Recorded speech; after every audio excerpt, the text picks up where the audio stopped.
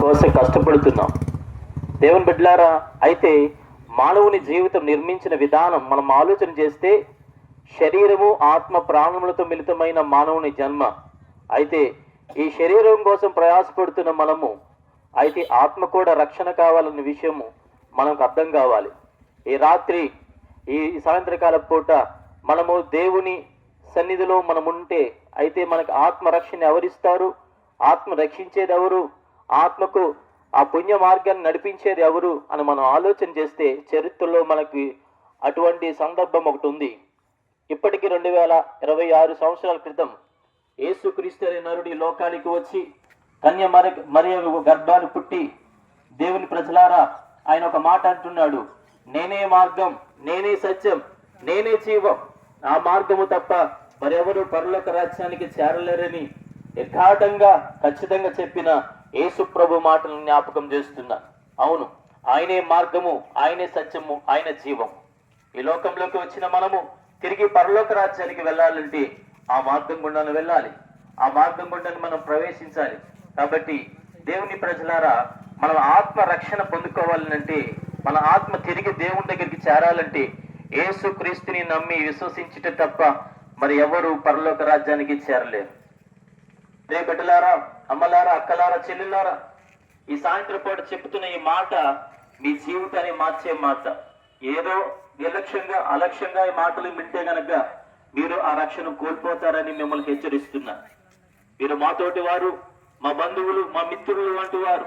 కాబట్టి ప్రేమతో ఈ మాటలు తెలియజేస్తున్నాను. పరలోక రాజ్యం చేరాలంటే ఆ యేసు క్రీస్తు ద్వారానే మనము చేరగలం.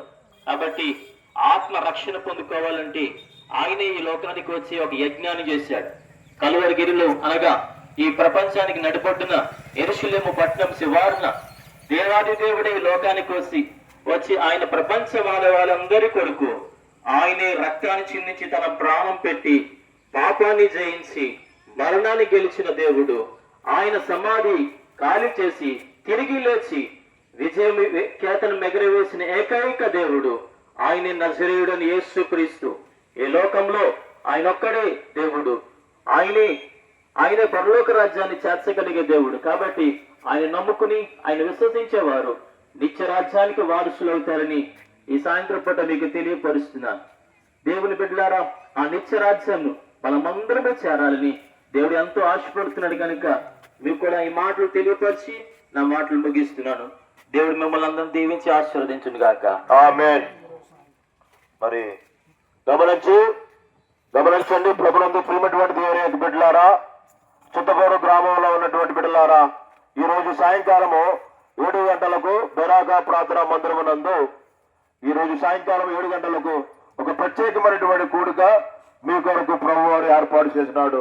ఆ స్థలానికి వచ్చి మీ యొక్క ఆత్మీయమైనటువంటి సంగతులన్నీ కూడా మీరు తెలుసుకుని మీరు కూడా దేవుని యొక్క రాజ్యమునకు సొత్తుగా అవ్వాలనేటువంటి మనమే మీకు చేస్తూ ఉన్నాం.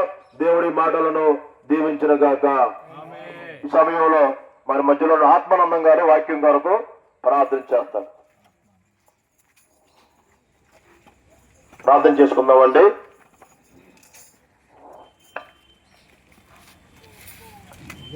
ఎవరు సమీపించరాని తేజస్సులో మీరు మాత్రమే అమరత్వం గలవారంటూ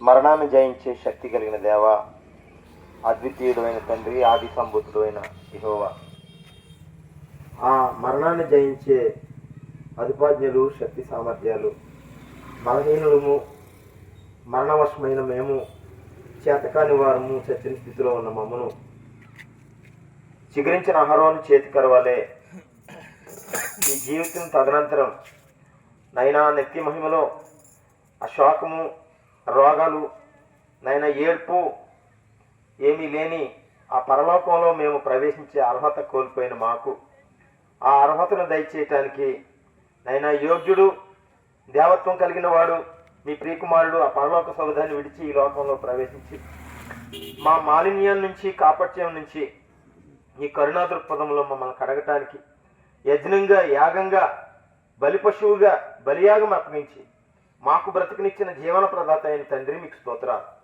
నైనా మీరు మానవులు కలిగి ఉన్న ప్రేమను, సంకల్పాన్ని యేసుక్రీస్తునాథుని స్వరూపంలో ప్రత్యక్షపరిచి నైనా మీ సహవాసం ఇచ్చి ఈ లోకంలోనైనా శ్రేష్టమైన సమాధానము స్వాంతన స్థితిగతులు కలిగిన ప్రదేశంగా మీరు ఇచ్చిన మందిరావరణాలను బట్టి స్తోత్రాలు.